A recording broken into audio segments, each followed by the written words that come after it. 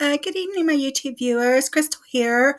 I just wanted to show you that I did some work on an agricultural problem that I had worked on previously, but I updated it and revamped it and put column transformer in it and put a pipeline in it and put a bagging classifier in it and did a whole bunch of neat stuff to it.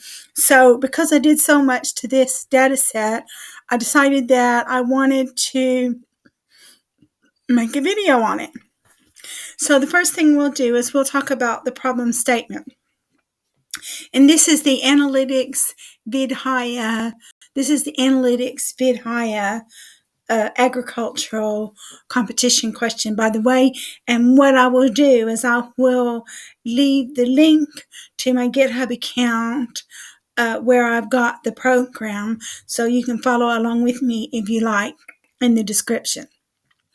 So our problem statement is, though many of us don't appreciate much, but a farmer's job is real test of endurance and determination. Once the seeds are sown, he works days and nights to make sure that he cultivates a good harvest at the end of the season.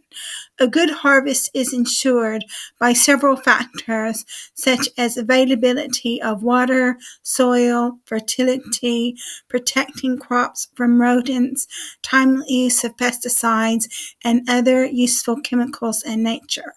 While a lot of these factors are difficult to control for her, the amount and frequency of pesticides is something the farmer can control.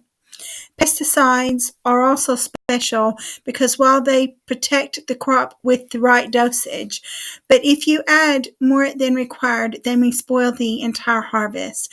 A high level of pesticide can deem the crop dead, unsuitable for consumption, among many outcomes. This data is based on crops harvested by various farmers at the end of the harvest season. To simplify the problem, you can assume that all other factors, like variations in farming techniques, have been controlled for. You need to determine the outcome of the harvest season, i.e., whether the crop would be healthy, alive, damaged by pesticides, or damaged by other reasons. So that's your problem statement. So the first thing that we're going to do is we're going to import our libraries. So we've imported Pandas, NumPy, Matplotlib, and Seaborn. And then after that, what we're going to do is we're going to load and read the data sets. Now, these data sets are actually located in my GitHub account.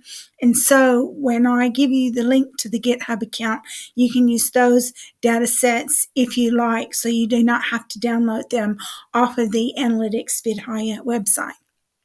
So then we check our train, we see everything that's in the train file, and you see that we've got crop damage in the train file, which is our target. And then we check our test, so you can see everything that's in the test file.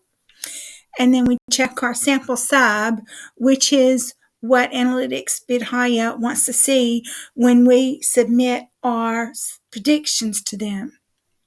So now we check train info, so you can see everything except the ID is a numeric. And we check test info, and it's all the same.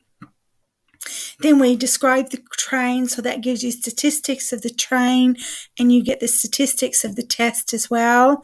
And now what we're going to do is we're going to check for null values, and where we have missing values, it's number of weeks used.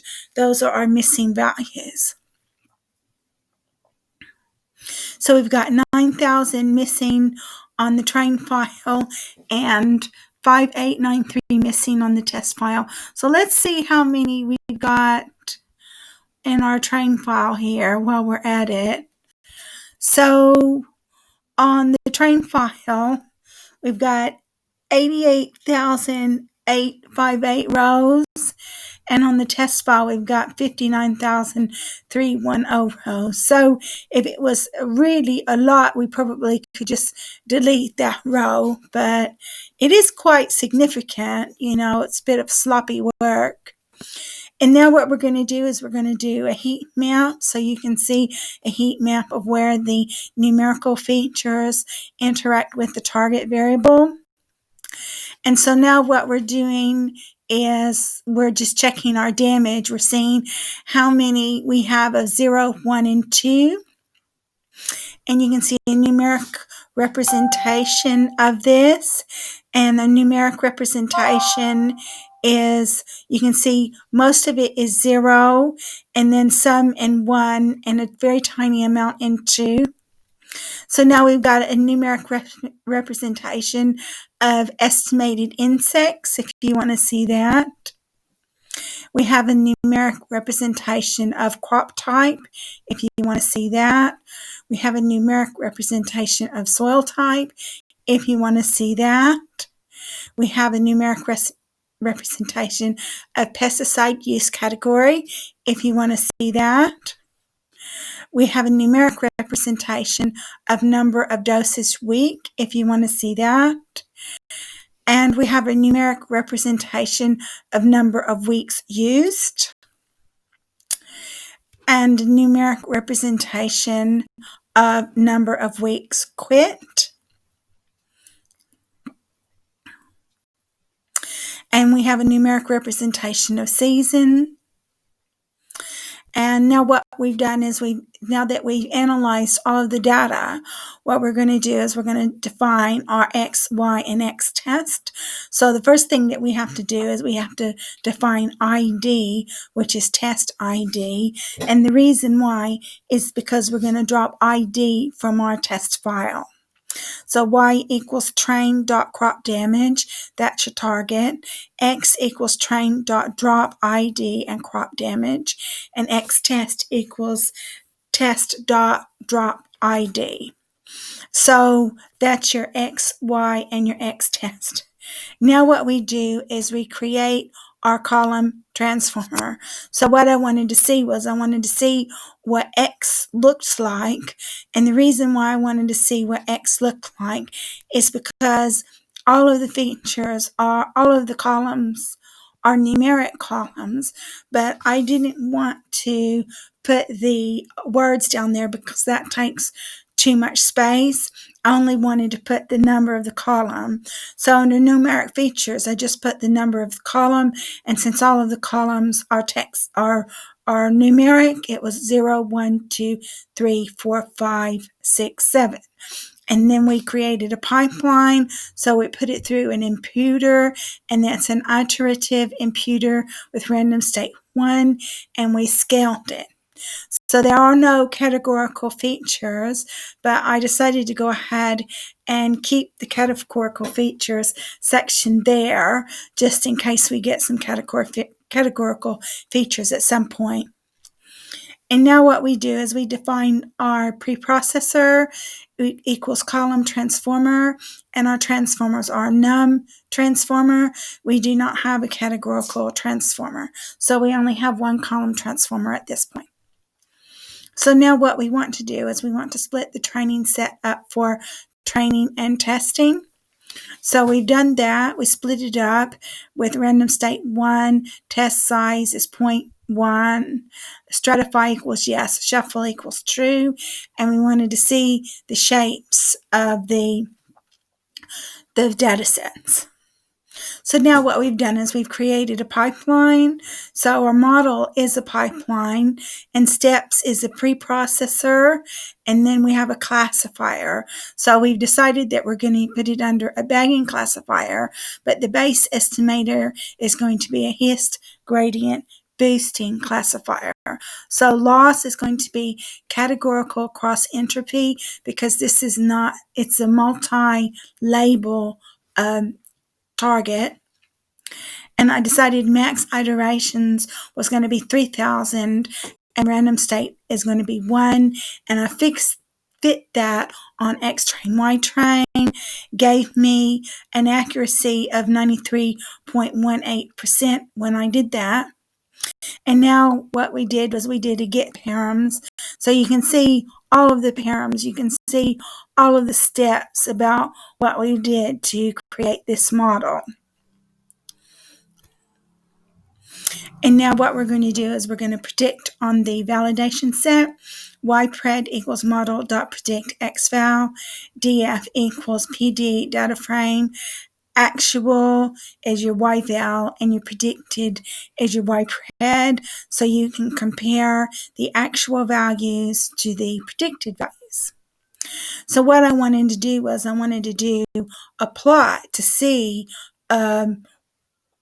how many we got of each value, and then what I did was I put it on a counter. So on yval, which was your validation target, 0 was 7424, 1 was 1231, and 2 is 231. And then this is what we got for our ypred.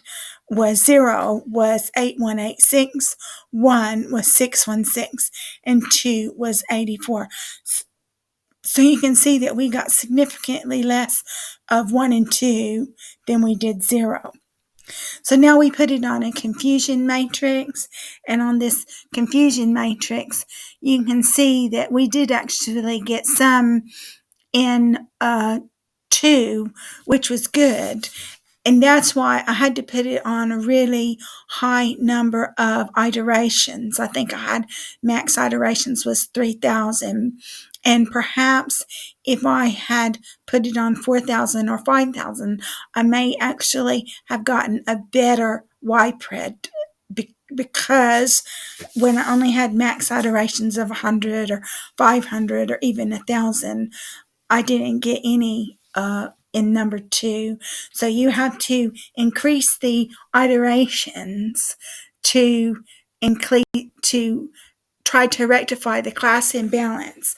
But because I have a very my little Chromebook isn't very strong, I sort of stopped at 3,000 iterations. But if you wanted to try 4,000 iterations or even 5,000 iterations to see if you can get more in 2 and 1, you're always welcome to try that. So we have another confusion matrix, which says basically the same thing, but just in a nicer format. And then we've got some more statistics, if you like statistics. And the accuracy of the validation set was 83.1. And now what we're doing is we're predicting on our X test, which is the test set, and we create a data frame and convert that data frame to a CSV file, and we submitted that to Analytics VidHire. So when I submitted it to Analytics VidHire, I got a score of 82.96, which definitely wasn't my highest score, but on my highest scores, I didn't get as many in the 2s and 1s. So sometimes you have to sacrifice accuracy to make sure that you get examples in 2 and 1, and that's what I had to do. So let's say that my highest score was 84, but I didn't get any values in 2 and 1, or definitely 2. So what good was that going to be if I didn't get any values in that?